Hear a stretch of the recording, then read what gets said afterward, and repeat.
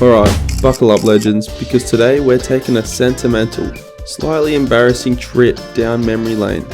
We're talking about that glorious, terrifying, freedom-filled moment you got your P plates. But, more importantly, we're talking about your first car.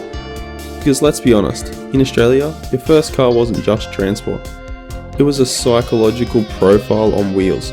It screamed to the world exactly who you were, or at least who you desperately wanted to be.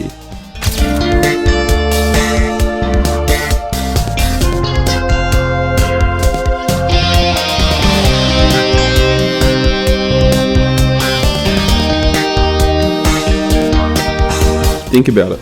Was it a trusty hand-me-down? A meticulously saved for dream machine?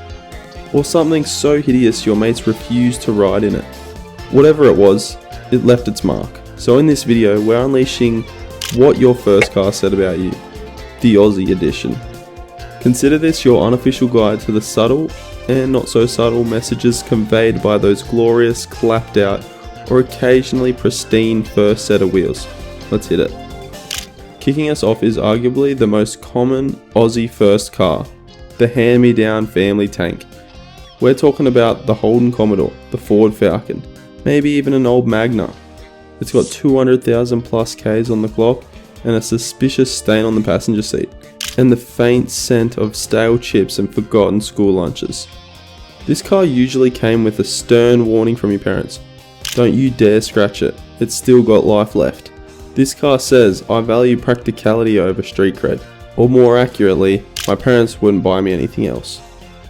It was reliable, spacious, and built like a brick outhouse, which was probably good, given your early driving skills. You resented its lack of coolness, but secretly, you loved that it always started, eventually, and could survive a minor apocalypse.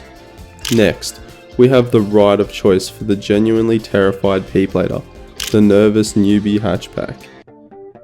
Think Hyundai XL, early Mazda 323, or a super base model Toyota Corolla. Often beige, sometimes white, always looking slightly overwhelmed by traffic. This car screams, I just want to get my license and not crash. It's designed for efficiency, not excitement. Its biggest feature is usually its fuel economy, which, let's be honest, was all your part-time job could afford.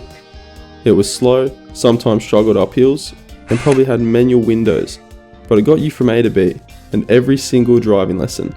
This car bravely piloted countless awkward parallel parks and survived countless near misses, truly earning its place in the First Car Hall of Fame. Ah, the modded manual JDM. This is where things get loud. We're talking Nissan Silvias, Skylines, maybe a Subaru WRX. Often brought with every dollar saved from flipping burgers.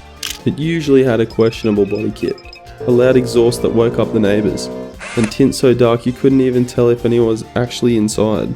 This car proudly declared, I'm cool, honest, and definitely not going to lose my license next month. You believed that every pop and crackle from the exhaust added 5 horsepower, and being slammed was peak performance. The sheer confidence behind the wheel of one of these was legendary. Your parents probably hated it, the neighbours complained. You spent more time polishing it than you actually did driving it, but man, you felt like a legend. Then there's the quintessential Aussie tough vehicle, the bush bashing ute. Whether it was an old Falcon ute, a trusty Hilux, or a battered Rodeo, this car said one thing, I'm ready for an adventure. This ute might have been a hand-me-down or an absolute bargain. It probably had a bench seat, manual everything, and a tray that always smelt vaguely of garden waste or fish.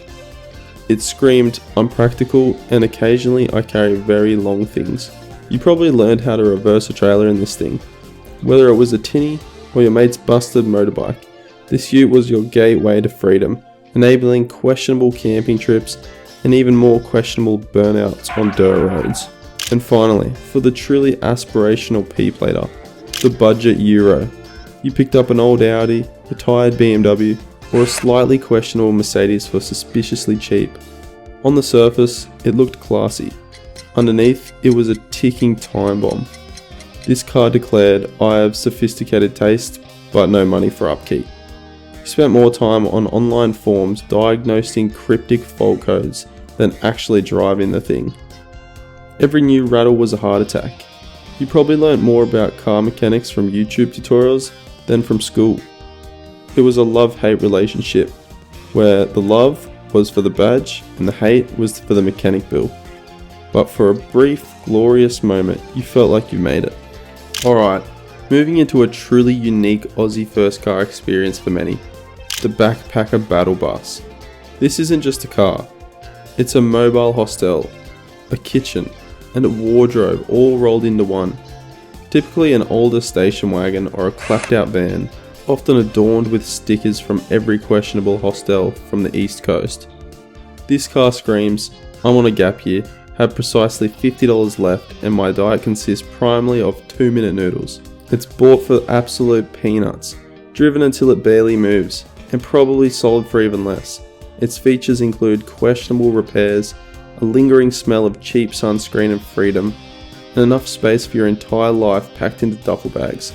You probably learned to fix a flat tire watching a YouTube video in the middle of nowhere, and your greatest fear wasn't a speeding fine, but running out of petrol between towns. This car was your ticket to seeing Australia, one broken down roadside at a time. And finally, the unicorn of first cars, pristine P-Plater Performer. This isn't a hand-me-down, nor is it a barely running heap. This is a genuinely nice, often brand new or near new car. Think of a shiny new Golf GTI, a recent model Camry, or even a brand new dual cab ute.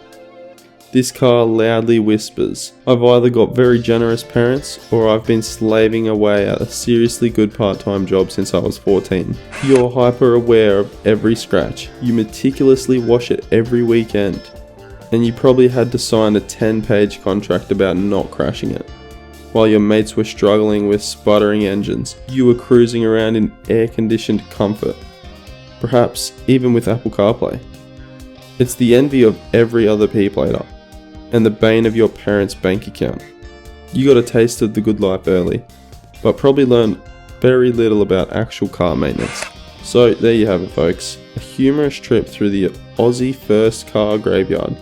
Whether it was a symbol of freedom, a source of endless headaches, or a beige box on wheels, your first car was more than just transport. It was a rite of passage. It shaped you, often confused you, and definitely gave you some stories to tell. Which one was you? Or which one was your mate? Let us know in the comments. If you got a chuckle out of this unofficial guide to the Aussie first cars, make sure to like, subscribe, and share this video with anyone who still brings up their first car at every single family gathering. I'll see you legends in the next one.